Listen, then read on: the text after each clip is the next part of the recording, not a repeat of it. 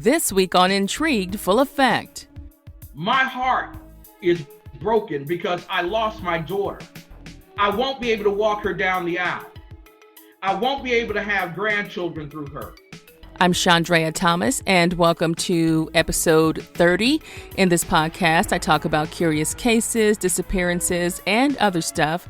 And today I'm talking about the tragic death of 27-year-old Charnice Milton from Washington, D.C. This story really hits home with me because Charnice was a fellow journalist who was used as a human shield. She got caught in the crossfire during a drive-by shooting on May 27, 2015. All of this happening while she was waiting for a bus to go home after covering a story on Capitol Hill. I spoke to her mother and her stepfather about the case, and I also reached out to the Metropolitan Police Department to find out more about leads in the investigation. This is what happened. Tell me what happened on that day back in 2015. It's been it's been past 5 years now for you both. Charnice, who had graduated with honors from Syracuse University with a journalism degree for community news, was actually putting her degree to work. She was working for a community news organization out of Capitol Hill, and she was covering a story on Capitol Hill, and it was a little late, so she, rather than calling us, because she wanted to affirm her adulthood, she took the bus home that evening. And as she was making the transfer from one bus to the other, she sent a note to my wife, Francine. Can you? She sent me a note saying that she was on her way home. And that was the last. She and I would text each other all the time. Whenever she was out, she always texted me, telling me where she was or which way she was coming. So I always knew whether or not she was on the bus or if she was on the subway, which way she was coming, because sometimes we could walk out and meet her at the bus stop, or sometimes we could meet her at the subway. So she always would text and let me know if she had a ride or where she was. So she did text me that night and said, I'm on my way home. So I was actually waiting for the next text, and I never got another text from her. She received that text around about 9:15 in the evening, and at about 9:40 p.m. Eastern time on the 27th of May, she was crossing the street, getting off of one bus, heading to the final W4 bus to bring her home. And as she was walking towards the general area of a gas station where there was a little light, she was accosted by two men.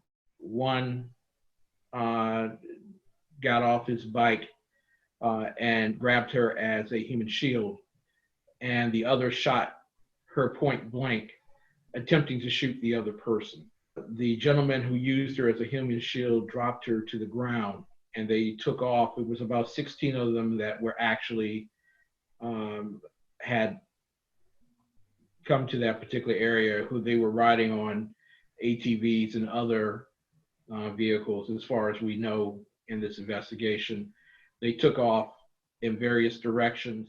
The Metropolitan Police Department released this surveillance video of a group of people on scooters and other motorized bikes, and there were at least 3 persons of interest in the case. As for the other 12 plus people, I'm told no one has come forward with information that can lead to an arrest. I also reached out to police for an update in the case, and investigators say there's no new information and that the case was open and active. There was a police officer who was on duty at the Popeyes right next to the gas station who ran out and scooped her up in his arms, and he held her until her final breaths.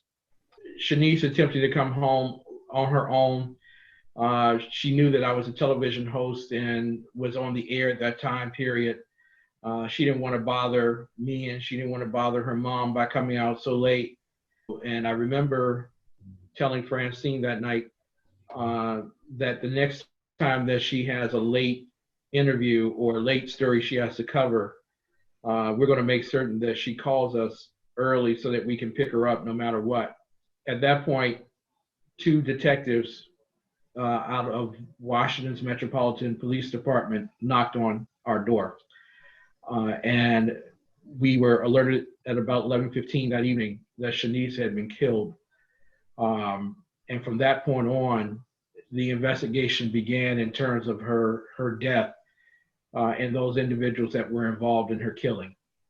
So the regular routine for you guys was to meet her at this bus stop, on a regular basis when she would be coming home, especially at night, I imagine. It sounds like when she would call. She didn't do a lot of stories late like that. For one thing, this community meeting that she was covering wasn't one that on her schedule. Basically, I think it was like a last minute. She was called in to do that story. So usually I would know beforehand, oh, she's going to be here and she should be coming back around this time. Yeah. And usually there would not be a problem. And like I said, she would take the subway sometimes she would take a bus, sometimes she would get a ride. But she would always let me know where she was. And so that we would know. And Ms. Thomas, I must say that you and I both know the broadcasting field, journalism. You got to hustle when you're young to get the news stories. And every news story is a way of getting paid and getting notoriety. And her editor at that time period had noticed her growth and potential and was ready to recommend her to the next level of writing, making recommendations possibly to the Washington Post and other Washington Examiner and other news companies. So she was hustling. She wanted to show that she was great at writing, that she was a great journalist, and nothing was going to stop her from achieving her end. The unfortunate thing is that something did happen that night that stopped her. And it was two Black men who chose their lives above hers. And so let's get into that too, and then I'll ask you more about your daughter, as we go on. Do you guys have any idea of who was targeted? Like what's happened? Because it's been some time has passed. You have 16 people, you said, who were point blank there. I imagine there were probably other people out in the area at the time.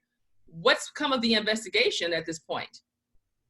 Well, in fact, the mayor came over to our home about 7 days after, almost 5 to 7 days after the killing of our daughter, and stated while she was sitting in the living room holding my wife's hand and looking her directly in the eye, that she was going to do everything that she could to solve this particular murder. On the way out the door, I went upstairs and I checked the DC police information regarding her case. And they had placed her case not on an active list, but they had moved her to a cold case list. And on that night, I went on the air and I blasted her in the police department because there's no doggone way that a murder case should go cold after only 5 days. We were told that there were a multitude of leads that had come in, and we were working with Detective Chanel Howard in the police department, and she had advised us that they were going to work day and night until they could possibly solve this particular case. Unfortunately, the leads, from what we've heard, dried up, and no one could actually put a dime on who did it. Basically, that while the mayor of the District of Columbia, Muriel Bowser, was sitting and holding my wife's hand and attempting to comfort her and saying that the police were going to do everything that they possibly could do to solve the murder, she was apparently unaware that the police had moved my daughter's case, Charnice Milton, from an active file to a cold case file, in which there were no leads whatsoever.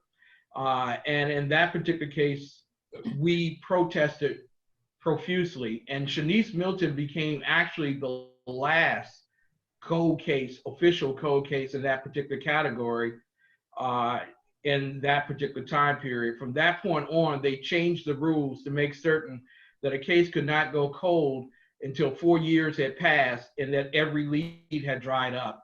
Apparently, we were told during the course of the investigation that there were no more community leads. Everything had dried up, and that there was nothing that the Metropolitan Police Department could do at this time period. And they moved the case out of the hands of Detective Chanel Howard into the hands of Sergeant Andrew Finkelman. And that particular department is the major cold case area. It's filled with over 3,000 cold cases in the District of Columbia that have gone unsolved. And so when the file goes there, the likelihood of it being solved is quite slim. Okay, so let me get this straight. They told you that the case was cold after 5 days. They told you guys that after Yes. 5 days after this happened. Yes, That's not even enough time to even walk around and talk to everybody. that's correct. So we were told that the mayor and everyone else in the department were working on this particular case. And we were off record by certain investigators encouraged to keep Charnice's name in the news.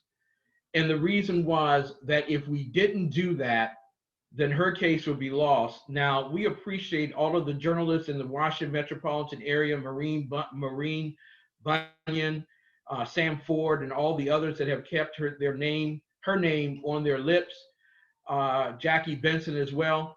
But the truth of the matter is, without the community's leads, there is no solution for this particular case. That leads me to my next question. I mean, the whole idea of, and that's the problem with cold cases, and especially when it comes to things that happen in our community, is that people, oh, I don't snitch, there's no snitching and all of that. I mean, is that something that you guys are seeing as a philosophy there, and that's why this is happening? I mean, if there are 16 people, aside from whoever else may have seen it and all of that, how is it possible that nobody out of 16 cracked? You know what I mean? To give up information. I mean, what do you make of that? Francine? I have my own thoughts about that because I do work in the community. I'm a teacher. There's a thing that I call the boo law. Everyone has a boo, and everybody is somebody's boo. And because there's those connections, everybody's boo means something to somebody. And there's a fear if I say that I saw something, then, or if I say that I know of someone who may have saw something, I will be putting that person into jeopardy. And that person is my boo. And that person is so-and-so's boo. See, everyone has someone who cares about them. Even the worst of people have someone who cares about them. So they're trying to cover the butt of those who they love too. So as much as I want someone to come forward and say, I saw, or I know someone who saw something, I know the reasoning is that that person is their boo, or somebody they know boo. That person on that ATV vehicle who parks it in so-and-so's backyard, that little boy who used to hang out in the corner and play with my nephew, that little boy is somebody's boo. And if I say I know something, I could be putting that person in jeopardy. So everyone is covering to cover somebody they care about. It's a bad thing, but you understand why they do that. There are some, and I know in my heart, I know that there are some people who came to her funeral and held my hand and cried in front of me, cried more than me, because not that I knew them or they knew me, but because they knew someone who was there. And that was the only way they could feel good about themselves, is to see my face. And I knew that God showed me that. And unfortunately, everything that you see going on right now in the community, it's the same thing. And unfortunately, we don't really know how to come beyond that except through God. And that's something that we have to really pray about, because all of them are in God's hands. Right now in the District of Columbia, there's a budget for 83 to 85 detectives, investigators who cover murder cases, open and closed. And there are 7 that are assigned specifically to cold cases. That doesn't make sense when you have over 3,000 cold cases from the 1960s on, and you're averaging 120 to 130 murders a year in the District of Columbia, and you only have a solution rate of somewhere in the area of 60 to 70% of cases. That means on the average that at least 30 to 40 families will walk through their homes every night like we do, wondering where the killers are, wondering if any justice will be done, and wondering if there's any time on the actual schedule for detectives to get back with families regarding those particular cases. It's unfortunate right now that we have so many murders that are going on. The worst part of it is that there are too many mothers like Francine Milton who stay up and walk past their daughter's room at night looking for her daughter, knowing full well when she opens that door, there's no one there, and she hasn't gotten an answer from anybody regarding the status of the case. Not just in a simple, come to one of our special events so that we can remember your baby. Come to a vigil where we can burn a candle and think about her. We're talking about who were the killers. She didn't die on some country road. She died at Good Hope, Naylor, and Alabama Avenue in Washington, D.C., 3 of the most populated areas, even for that time of the night in which she was killed. There's a Safeway across the street. There are gas stations well lit. There's a Popeyes where the police officer ran out. Who were the killers? And it's not good enough for people to say, I wish somebody would come forward. The police were asking us to meet and do press conferences with the chief of police and with Mayor Bowser, and have my wife crying and weeping and begging for people to come forward. That's not a society. That's not how this should be done. People who have done evil need to be brought to justice. And I hold accountable those people in our city, politicians as well as citizens, who won't bring the truth to light. So with that, let me ask you this. Have you guys tried to pursue some things on your own with your own private investigator or anything like that to try to get any leads in general? 1 year after the case, believe this or not, 1 year after the case, a friend of mine, Howie Coleman, who is a great world detective down in South Carolina, contacted me and said, Ken, I have 76 former CIA, former FBI, former police, former investigators assembled, and they're ready to move, and they want to solve this case for you. And I picked up the phone and I called the chief of detectives for the Metropolitan Police Department. And the chief of detectives said, Ken, you don't really need to don't do that. We don't need that. We already got a lot of detectives working on your case. I'm not interested in people working on my case. I'm interested in people solving a crime. And if I can find the right people to make it happen, you should open your arms and say, bring them in. Help us solve this particular case. So when you went to the police about your friend or your contacts telling you that they wanted to come in and help, the police said what to you? They said it was unnecessary. They have all of their detectives working on the case. We'll get this case solved. You don't need any outsiders coming in taking a look at this case.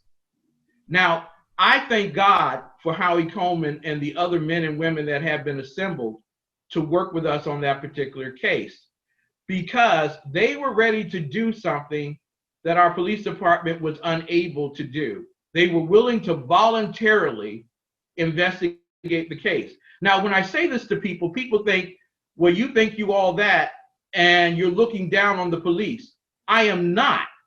My first responsibility is to my wife and my daughter to make certain that her case is solved.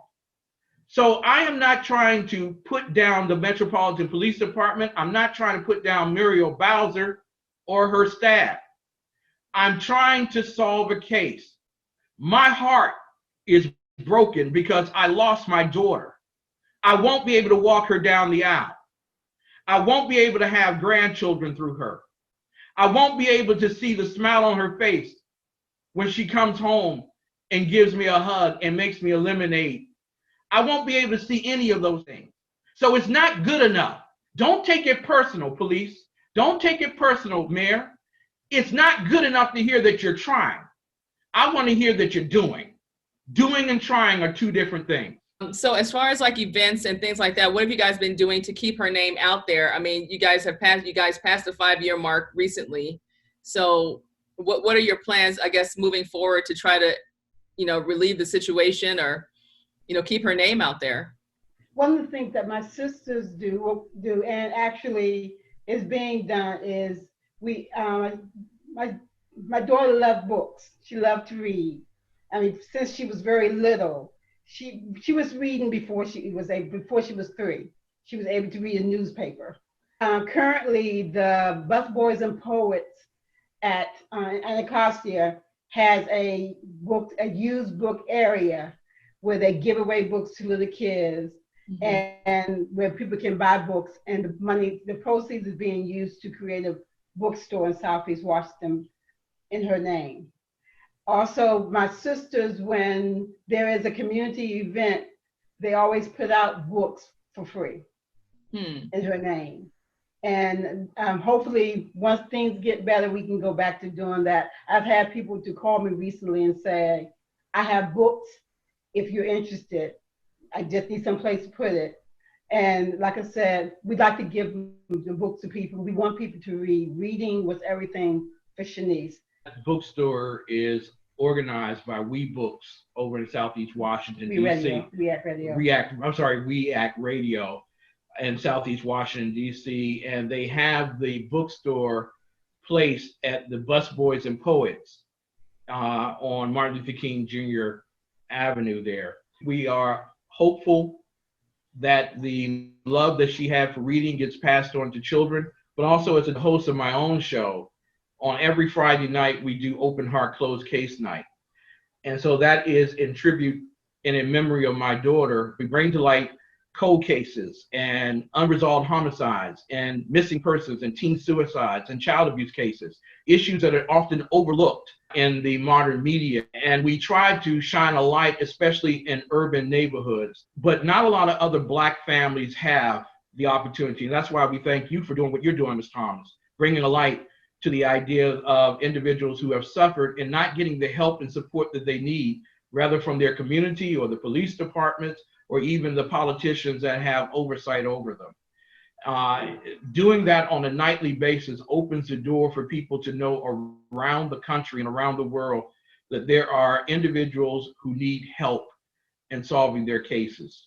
Do you guys have vigils for her every year? We do not practice the vigil process.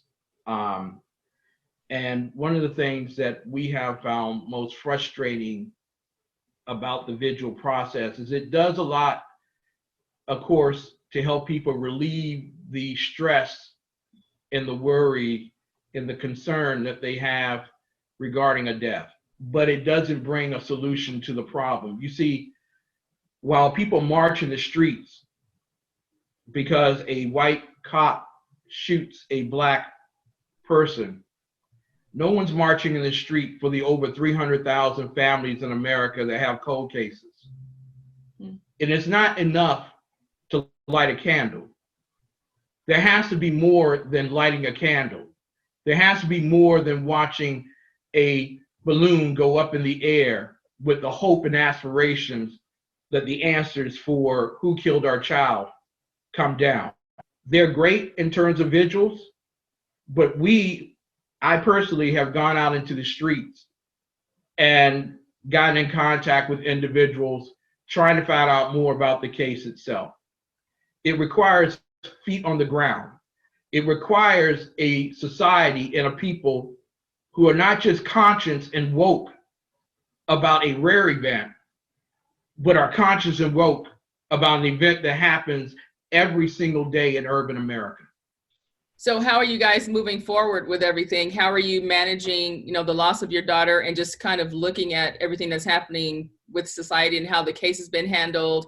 how, as far as the lead supposedly drying up, how do you mentally deal with all of that on top of mourning, Just praying a lot. Yeah, I have an easier way of dealing with it than my wife. So I can always communicate to the public. I can write. I can through my journalistic blogs. I can talk about these particular issues. But my wife represents the women who, when the cameras are gone, when the TV cameras don't show up anymore, when the press aren't calling, who suffer because they have no one to express their weariness, their disappointment. So tell me about your daughter. Tell me what she was like. I understand she's very vibrant, very upbeat, clearly very intelligent because she's a journalist. She was a journalist. So, I'm just saying. Intelligent. Extremely intelligent, very. She did an undergrad at Ball State in Muncie, Indiana. Go Cardinals. She left from Ball State. She came home for a year, and then she went to Syracuse for her graduate work. She used to volunteer at the Folklife Festival, at the Cherry Blossom Festival. She loved things like that. She belonged to a book club in Georgetown. She was that person who got up early on Saturday morning so that she could sing, go practice for the praise team, because she sung on the praise team. And she sung in the choir, and she was a part of the prayer team at church because she believed in prayer. Tell me, what was your last encounter with her, or the last time you saw her? What happened? What was the last exchange? I'm sure you hold on to that. The last exchange for me was that morning. I was running late. I needed to get to a work that I had to do. And she was holding a cup of a cup of tea. And she was headed towards her little room that was supposed to be my office, but she took it over. And I said, I love you. The week before she died, almost 2 weeks before, was Mother's Day. And we were actually out of town that day and got stuck on the highway coming back on Mother's Day. So I didn't make it back to spend Mother's Day with her. But she and I was on the phone back and forth that day. So many people told me at her funeral, do you know Charnice called me on Mother's Day? People who she hadn't talked to, her godmother, all of her aunts, cousins. Everyone said that day when Charnice couldn't be with me that day, I was stuck on the highway. Charnice called everyone that day and wished them a happy Mother's Day. And everybody was surprised by it. But she, that day, called everybody. Mm. That's the Saturday before she passed. She spent with her aunt and her cousin shopping for dining room table. Charnice was about family. And she wanted a big dining room table for us. So she was looking around with her aunt and cousin about that. And she also went to her brother's birthday, I think the weekend before too. The day that she passed, I go to work every morning. I leave the house by like 5:15. So I don't see her in the morning. And when I got home, she wasn't there. So the only way I communicated with her was through those texts. So I looked for those texts from her when I got home to know where she was and what time she was going to get home. The day before, she did what she always did. When I came home in the evening, if she was home, she would always say, Mom, do you want a cup of tea? And that was her thing for me, that she would always make me a cup of sleepy time or calamine tea. And she just had a way of making it very special. When it comes to my final thoughts about this case, the first thing I think about is how Charnice was a victim of being at the wrong place at the wrong time, and how she was starting to bloom in her news career, and then to tragically become news herself. And then I think about how horrible it was for someone to just grab her and use her as a human shield. I mean, that's just insane to me. And on top of that, police released surveillance video of multiple people on bikes who haven't been publicly identified and yet may know exactly what happened, and they just won't talk. The family is doing what they can to honor Charnice and her love of reading for future generations with a book program, and I think that's a beautiful thing that I hope will continue for years to come. The bottom line is, Charnice was a good person who faced a tragic and unpredictable fate on that night in 2015, and I hope that someone will at least give investigators some tips that will lead them to the killer and the person who used Charnice as a shield. If you have any information in this case, call the Metropolitan Police Department at 202-727-9099 or text 50411. You can remain anonymous. If there's a case that you want me to check out, just visit me on the Intrigued Full Effect Facebook page or via email at intriguedfulleffect@hotmail.com. Until next time, be safe and stay true.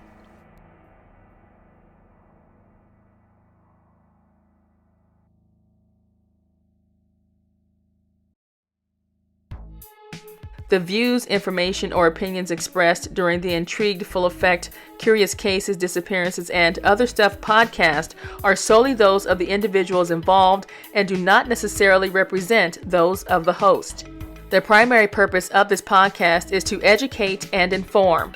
The host of this podcast assumes no liability or responsibility for any activities in connection with opinions shared in the podcast. The podcast and blog associated with it shall not be used in any legal capacity or as a basis for expert testimony. Any copyright material in the podcast is approved by the owner or is part of the public domain. Music by Pond 5.